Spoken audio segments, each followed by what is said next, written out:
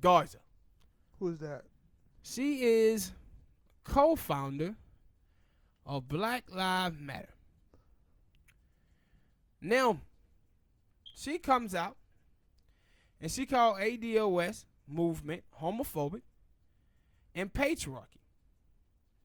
Now, I want to talk about something on this subject. With the gay movement in America, feminism in America, and what black politics supposed to be, I always disagree because of what they are and what they doing. Like you watch Al Sharpton. Al Sharpton have been around forever. And he'll be out there pretending that he was fighting for black people. And I say pretending because nothing ever got done. But what happened is he got in that door. He got in that door, and what he did was he started to access white capital. And he made himself a player by using our suffering to do so. But any political legislation that was passed in favor of ADOS, nope. But you know what did happen? Al Sharpton has a show on MSNBC. He has the National Action Network where he write himself a check for $650,000 every year. Jesse Jackson eating good. They living good. But whatever happened with black folk? Nothing. Mm-hmm. So now you watch a couple weeks ago with Jesse Smoke. Jesse Smoke come out and said he was beaten by some Trump supporters. The first thing you see on Twitter is what? All of these gay groups saying, donate money to us. Donate money to us. But my question is, okay, what have you produced for gay people in the gay community? And don't give me that bullshit about gay marriage, because that shit is the most elitist thing ever. Right there. If you're a gay person and your biggest problem is getting married, yeah, then you really don't have that big of a problem. Now you watch with feminism. All of these women call themselves feminists in the blogosphere, on these websites. They practice individualism, going after each single guy out there. But you had to ask yourself a question. What have they done for women? Did we get stronger domestic violence laws for women? Nope. Stronger laws against rape? Nope. Equal pay for equal work? Nope. 2 out of 3 people that make minimum wage in this country is women. Did we get hikes in minimum wage for women? Nope. But at the same time, all of these other women, though, like Alicia Garza, they banking. And see, the reason why she comes out against the ADOS movement, because if reparations take over, their agenda gets pushed to the side. Now these people don't need Alicia Garza around to write her little columns. So she want to call the ADOS homophobic and patriarchy. How can this movement be patriarchy and homophobic when the lady who leading it is Yvette Carnell and she's gay? She's a lesbian. How can this movement be patriarchy when she's the leader of it and she's a woman? If it were patriarchy, they wouldn't allow a woman to be running it. She started it. I tell you, I don't really, when I hear people say them stuff, like, I don't truly believe that they do. You gotta say, like, it been going on for this long. They supposed to know who these people are, but they seem to act like they don't know who are the leaders of it. So they say you're right. Say stuff And it like really like the people who started it were a woman and a dude. Because the reason it ain't just that they don't know.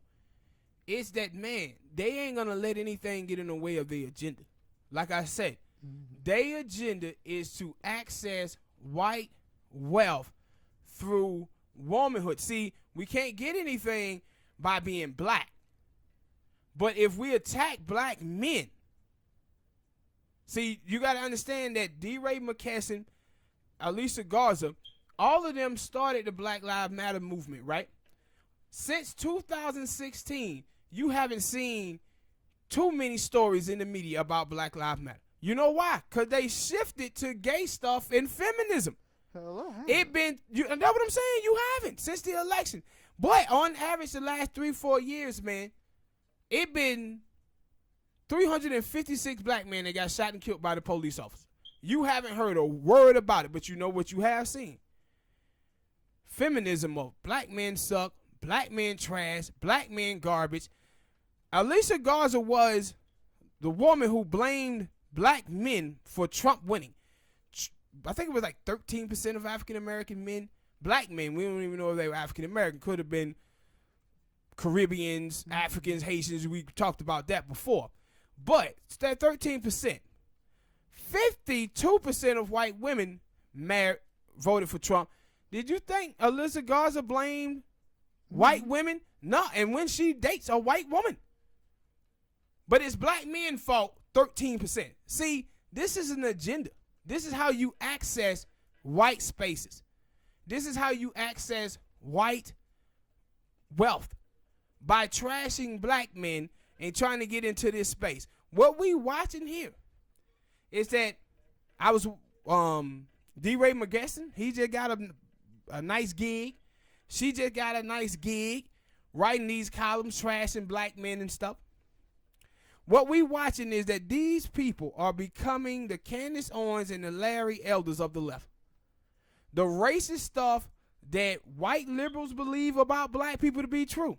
They are paying these folks to say this stuff. The same way Fox News and the right wing have paid people like Candace Owens and Larry Elder the motherworld. That's what they then became. High-priced coons for white liberals. To spat this anti-black male nonsense. And that's why I say if she comes out here talking about the ADOS movement, she does this for one reason only. Because the ADOS movement is bringing black men and black women together. That goes against her agenda. It goes against her agenda. Her agenda is, I get paid from white people to trash black people, black men. And my whole thing is, you have to think about out there is this. These are the women in D. Ray McKesson who made their careers off the deaths of young black males. They are the very people who are out there stereotyping and dehumanizing black males now on Twitter and Instagram as being bad. That whole Black Lives Matter thing was nothing but a farce, man. And I think that I thought Sean King was part of that as well. Yeah, he was. But you see, they attack him. Yeah, no, I was gonna say that he's still, for the most part, when I see it, or you show it to me on Twitter, because I'm not on Twitter like that. But he's still on his same thing that he always been. Like, yeah. When somebody white says something racist, he get your information and he getting your ass fired. See what happened a couple of months ago with Sean King. It was this young shawty on the line, and she one of these chicks that be riding in this Massandra clan against black men. So she was lying, saying that Sean King stole some money. So Sean King reached out to her over Twitter and told her, look, you need to take this down because you lying about my name. I didn't steal nothing. So she took it down. Then she put it back up. And then he got his lawyers involved. So what she does then is say, oh, Sean King is attacking black women. He didn't attack black women. He went at you. So all of these chicks started banning against Sean King and riding on him, right? See, black women getting fooled by validating the poor behavior of another black sister in the name of sisterhood. This is what they was doing. This is the same thing you seen with the chick, Zelina Maxwell. She comes out trying to crash on Sean King too, talking about Sean King ain't really for black folk like that. I don't believe he really for black people. And I'm like, what you think Alicia Garza is? You think she is? No, she's in this to get a bag. And she's showing her hand now where she calls ADOS movement homophobic when Yvette Carnell is the leader of it. What they afraid of is that the ADOS group is taking the attention off of their agenda. Their agenda is feminism and gay stuff. That's what's all on their websites now. Black Lives Matter now means gay people and feminism. That's what they pushing, bruh. They pushing it and pushing it hard. And I said, this is the same thing when we talked about Terry Crews. Terry Crews was out here caping for these same women with all this toxic masculinity bull jive. Then he says one thing, and I think a two-parent household is better than one-parent household. The same women who was protecting them start trashing him. Same women. Then he comes out and say, I'm apologize to my black brother. No, you up here with this foolishness and not understanding what's going on.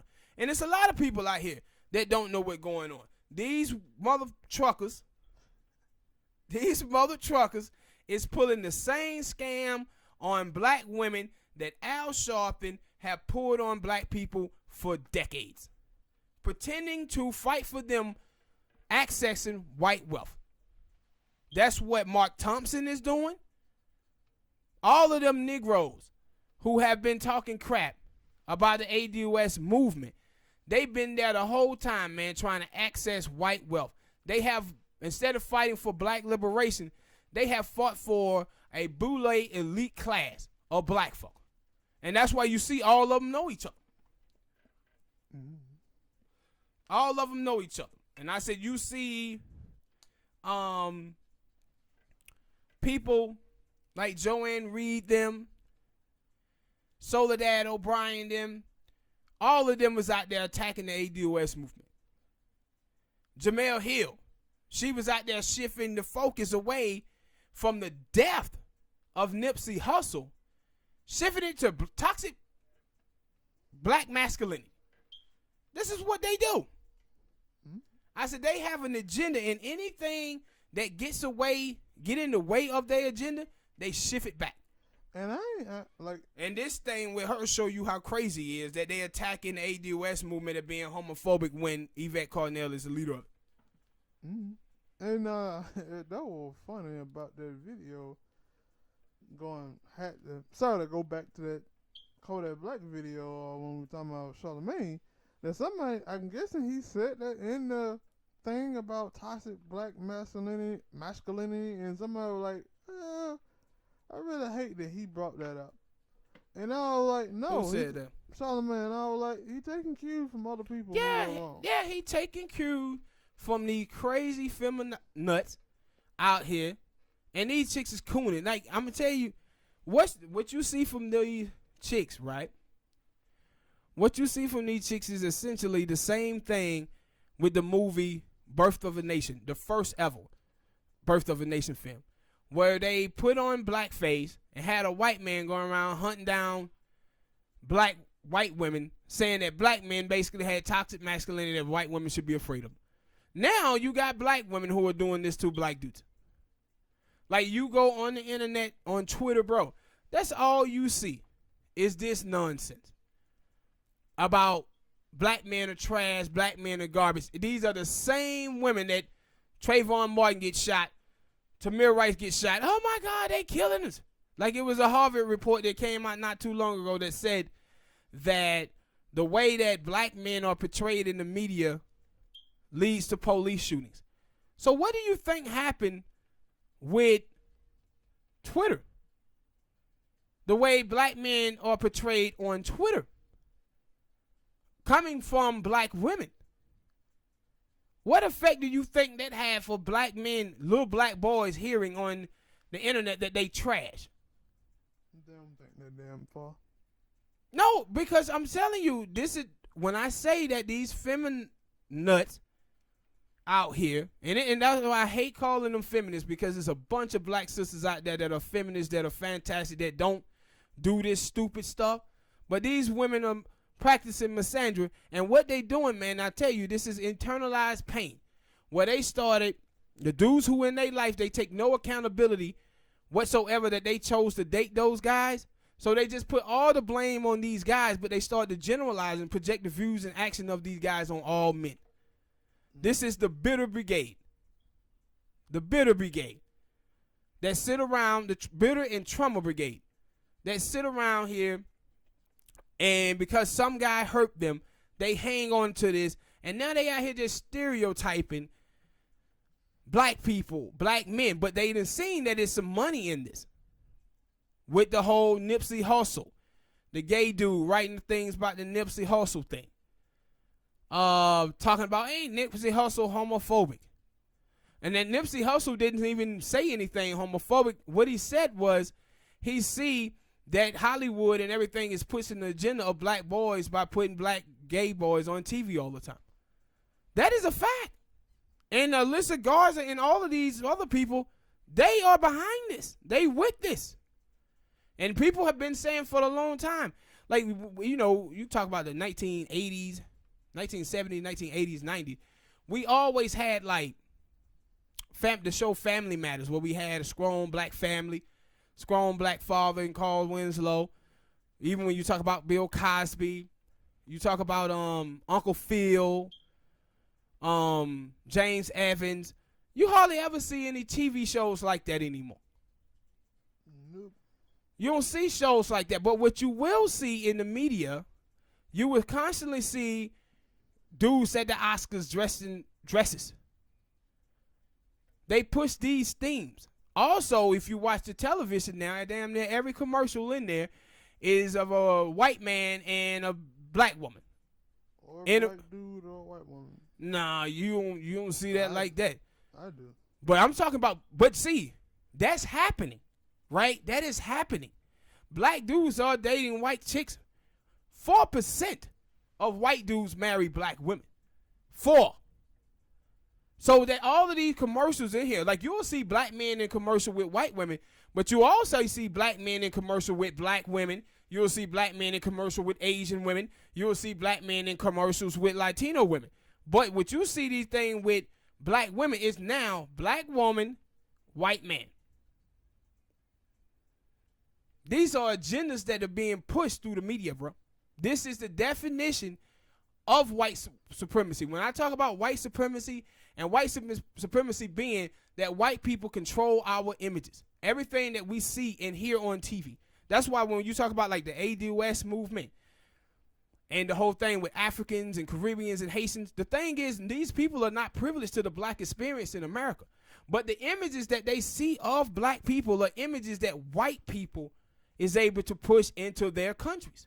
See, the thing about slavery and Jim Crow is that the winners get to write the stories. When you talk about all of your history books in school, who put them books together? This is why when you hear about MLK, you get 1962, 63, 64 MLK. You don't get 66, 67, 68. That MLK who was a radical socialist, they don't tell you about that one. The MLK that was saying, I'm coming to get my check. When the first time you heard about that? Recently, right? Yep. Recently. You didn't read that in none of your school books. None of that. They don't tell you about that. Look how they have hidden Stokely Carmichael. They hidden the Black Panthers. You don't hear about none of these people. Malcolm X, you didn't hear about them in school. They told you about the black people that they wanted to tell you about to help you assimilate to white moderate politics and white liberalism.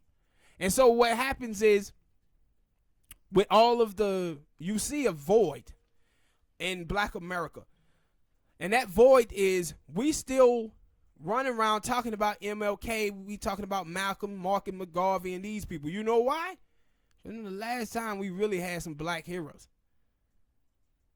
That's why we still have to regurgitate them. Because it been a void. We ain't seen none of these other people come up and speak for black people. Why? Because we have assimilated, bro. We have assimilated in so many different ways that we no longer have a black politics in America. And what they're afraid of with the ADOS movement is that's what ADOS movement is bringing to the table. Black politics. That's what they're bringing to the table. And they afraid of that. They getting in the way of their agenda. I said, what you see from Alicia Garza here, she's telling you she put her sexual orientation and her gender before her race. That's what she's telling you. She put it before her race. And that's fucking... I don't get it, but okay. But and you see that, right? You see these crazy chicks like this always tell you that I'm woman before I'm woman before I am black. The gay dudes lie and try to say I'm not queer before I'm black, I'm not black before I'm queer. But you never hear black gay dudes talk about the racism in the white community. In the white gay community. They be writing columns begging for white sex. Well, white people, you know, you can't be racist towards us because you didn't want people to discriminate against you. I said, look at y'all over there begging for white sex. Y'all over there fighting against white rejection. Y'all are not fighting against, fighting for black liberation. You fighting against white rejection. What you're trying to do is mingle with white people. What cause? Yeah, like you hear with some of these dumb black dudes out here talking about Emmett Till died for me to be able to have sex with white women. What? What is wrong with you Negroes? Oh, I don't fuck with you. Yeah, Emmett Till died for you to have sex with white women? And that's what some of these dudes believe. You remember the stupid stuff with Nick Cannon and them? Oh, man. A white woman is a pride for me to have because it means I can have a white man's woman. Stop it. Black women are the standard of beauty out here, and y'all sitting around here talking about white women. You're going to take pride of having white women. What? This is that foolishness, man. And that's why I said with the ADOS movement, it's going to expose a lot of these fakers, man. A lot of these fakers who've been in the media speaking for African Americans all of this time. So many of them been these immigrants who know nothing about the black experience here. That's why they always talking about individual racism, because they really never face systematic racism. But I said with Alicia Garza and D-Ray, like D-Ray been first, like I thought I was just saying he got hit with a lawsuit or something about a couple days ago. I don't know. I ain't seen nothing about it. But he was the first dude coming out here caping for that dude, Daniel Caesar. Should have known. They look like they be kinfolk. Coming out here caping for him. And I said, this is the type of stuff, man, that you seeing. And I said for the ADOS community and other black folks out there, we better understand that, yo, man, what some of these crazy chicks are doing, some of these crazy dudes like D-Ray, some of these crazy people over there at the Root who be writing these anti-African-American men articles. You see the boule Africans, they always the ones who are smashing on black women on Twitter.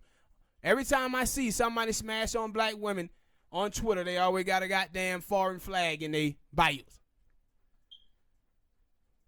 Mm-hmm. Always. And it's the same thing with this black men bashing. You see the flags in the bayou. Look at the flags in the bayou, and when you read these articles on these websites, pay attention to their names. See if it's an African or Caribbean or Haitian name. These are not people who know our experiences, but they getting jobs, man, because the color of their skin. And they putting them in position. Like before, white people would have racist stuff. You see, anytime white people say something racist about black people, it get called out because they white. But when black people say something, it goes by. So you'll see all of this racist stuff, prejudice and bigoted stuff against African Americans on Twitter being spreaded by white people. Guess what happened? Those people will get kicked off of Twitter. People say something about them. But when black feminist nuts who are doing it, they stay on. They stay on. I said, this is what they have done with so many of our people. They push the mics in front of them, like when Bill Cosby was out there doing that pound cake speech about black people. Ooh, push the mic in front of him. Meanwhile, he behind the scenes selling rape cases. Anytime you want to say something bad and generalize and project the views and actions of some on all black people, man, give a mic. Meanwhile, a white man shoot 400 people in Las Vegas and ain't nobody said nothing about whiteness. Nothing about whiteness. Or the white dude who was caught raping an unconscious woman and only get 6 months in jail. Yeah. Nobody said, oh yeah, you know these white dudes out here gotta stop with this rape. And then Tarana Burke. You see Tarana Burke, she wanted another one out there. What the little dumb shit she said this week? She had said it ain't her job to she here to let people know the Me Too movement ain't just about white men. Now, I want all of y'all women out there, my sisters out there who be following, if you following her or some of these other ladies, I want you to understand that when you see R. Kelly and what's all of these cats deserve to go to jail. All of them. All of them. But what I want you to understand is with these groups, when the police officer in Dallas knocked the hell out of black women, where was Alicia Garza? Where was Tarana Burke? Where was Jamela Lemieux? When the black sister out there got killed by the white supremacists, I think in Portland, where were these women? Quiet than a motherfucker. Where was these women then? But no, as soon as a black person, a black man does something to a black woman, here they come. But white dudes doing shit to black women, you cannot find them on Twitter. All the black woman who got pistol whipped by a white dude, but then she got charged with the crime. Yes, the same way when we talk about the hair salons. The Asian men beating the shit out of the sisters at the hair salon, the brother was out there fighting for them. Where was these black women fighting for them? Alicia Garza and Tarana Burke, where was these women? Jamela the Muse of the world, you didn't see them. But as soon as a black man do something to them, here they come. And see, this is 80s, man. This is 80 crack era shit here. In the 1980s, when they was giving black men 15, 20 years for crack cocaine and giving white dudes probation who was doing potted cocaine, they was going home. This is what the government was doing. Now we got some of our own women doing this to us. We lost a generation of black men because of that. By reading a report that said it's 2.5% of black, not 2.5%, but 2.5 million black men missing. And that was because of the drug war.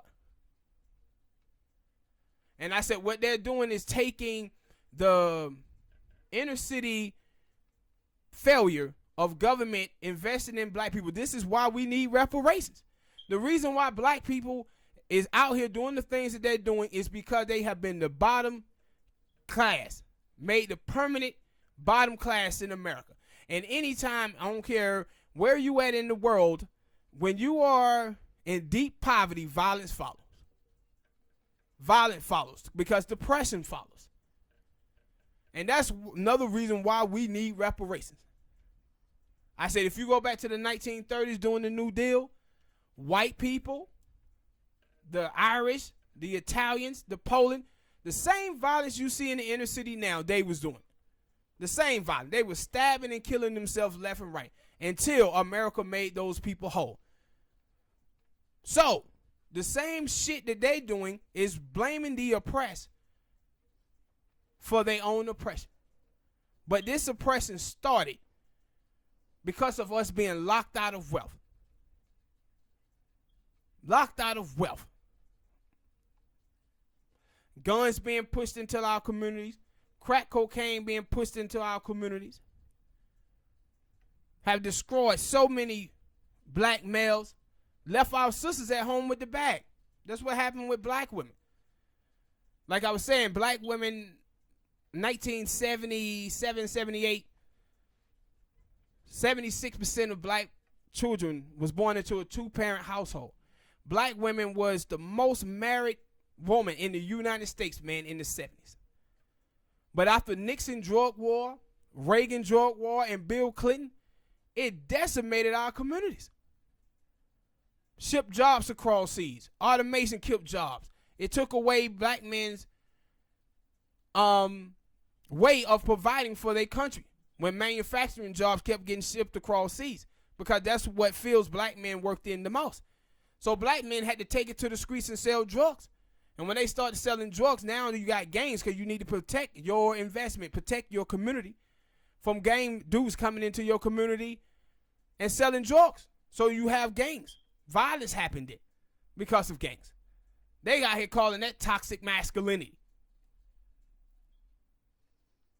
There ain't no damn toxic masculinity. This is what these people have done. This is why we fighting for reparations.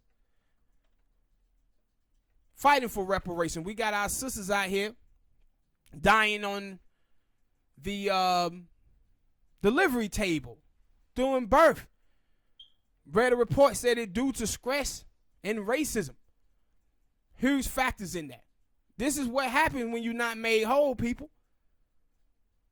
When you have been made the permanent underclass, the dysfunction will show. And that's what you see in the dysfunction of white supremacy and the effects that it's still having on us today. Home ownership, reading a thing today, black home ownership at a 50-year low. The numbers is as low, Spank, as it was when we was actually being discriminated against in the housing market in 1964. And dude said this is 75-year to 100-year long history of discrimination against black people.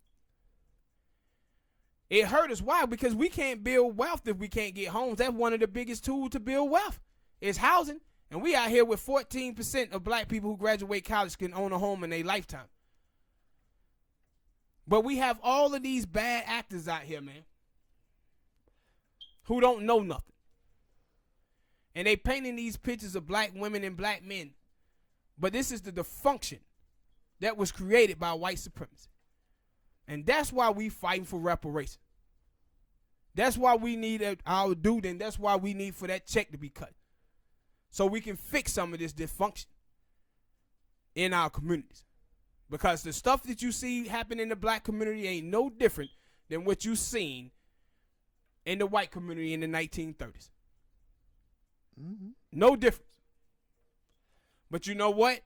It was nobody there to stigmatize white people, to dehumanize white people. No white media to do what they've done to us. Like, that's why when you see stuff like, I was on NPR, right, reading this story.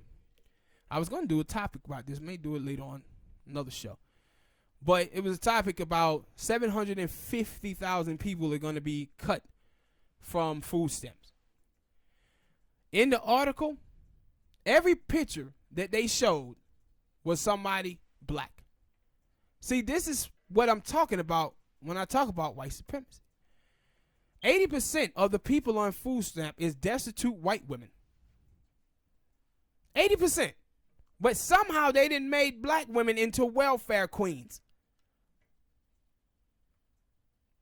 See, this is what happens in a white supremacist country where they control your images. You watch so many wonderful black women out there who are rappers. They can't get a deal. Cardi B can get one. Nicki Minaj can get one. You can put hip-hop wives on television.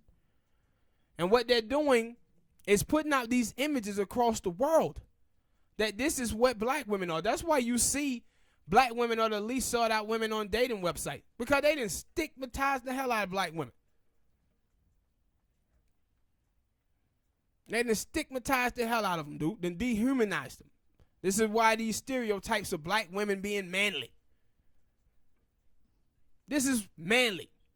Big lips, thighs, they hair. This is the shit that they was doing to black women through film. Through film. Same way with the 1970s. Black people wanted to be in them films, be in movies, and they put out the blaxploitation films to play with our images and send our images across the world. And that's why I said with black people, when we talk about Africans and Haitians and all of these people, this is why these people don't like black people. This is why they don't like African American, because this is what the images of white people were sending them of us. Saying this is what black people are in the United States of America. And that's why I mean, what her name is? Miss Warfield.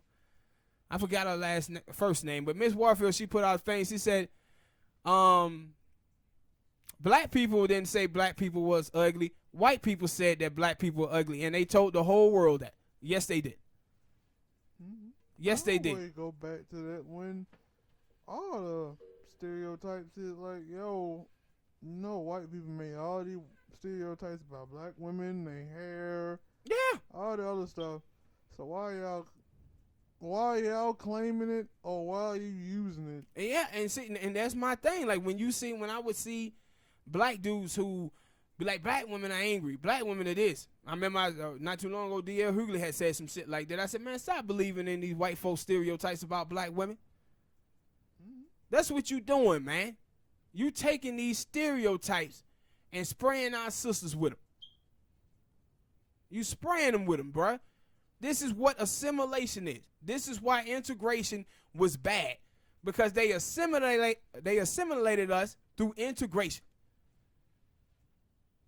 That's what they did.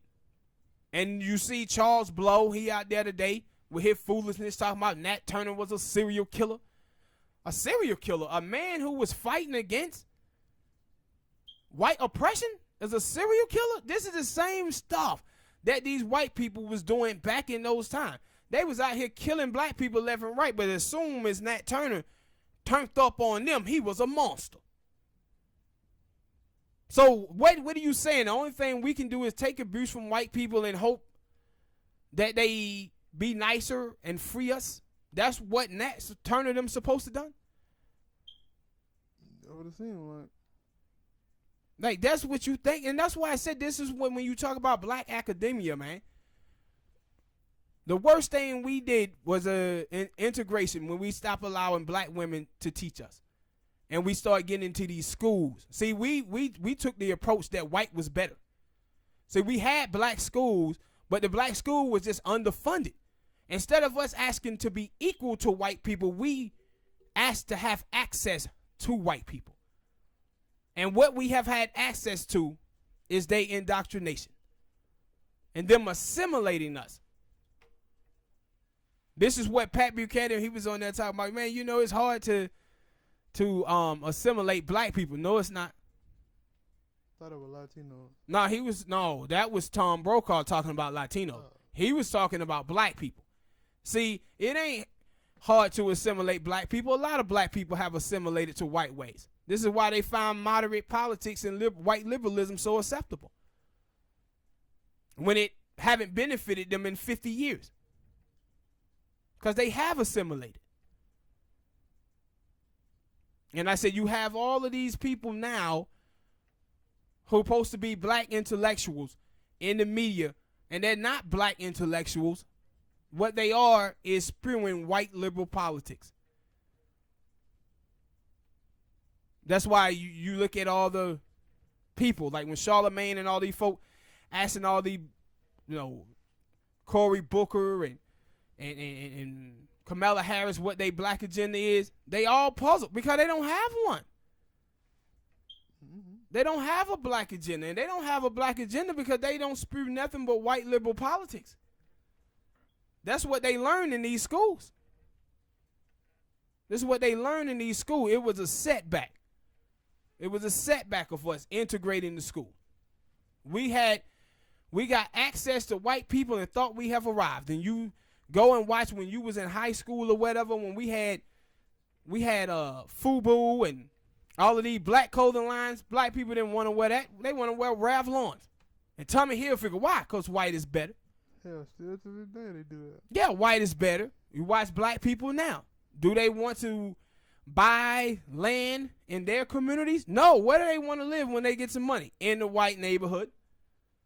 Same white black people who tell you about all this racism in the media and how racist white people is. These are the people who want to live amongst white people, don't want to live around black people. So now you got white people coming back to the hood, gentrifying it. Land that we could have been buying up ourselves. We up there trying to live around white people because the truth of the matter is we have been conditioned to believe that white is better. White is better. And that's why when you see these black dudes who date white women out here smashing on black women because they believe white is better. Alicia Garza date a white transgender. They're a white transgender out here smashing on black men because they believe white is better. But y'all can keep on with the attacks on ADOS, being homophobic, patriarchy. We ain't going nowhere. We ain't going nowhere. I'm going to be right here making ADOS videos, partner. Guess what? We defeated white moderate politics in the 1960s. We defeated the black pathologists in the 1960s. Guess what? We're going to beat y'all here. We're going to beat y'all here. It's going to take some time. This thing ain't going to happen overnight, but we will beat you because you know what? Like the homie said, 300 people on code is stronger than 100 million people just sitting around. And so many black people have been just sitting around for 50 years, going along with the flow. And that's why I say all of these attacks on Yvette Carnell, Tone, Sandy, Doherty, all the people who've been fighting for this movement, ADOS family, don't pay these people no attention. We got to keep rocking. We're going to call out their foolishness. But we ain't just going to sit around and argue with them because they ain't our target. What they serving as is a distraction to distract us from our real target. Our real target been hit, though. They been hit because they out here scrambling talking about reparations now. Now they saying, man, we got to do something. We got to say something to black people because we need that vote. So we're going to get ready to check on out of here, people. Like, subscribe, hit the donate button if you can. Peace.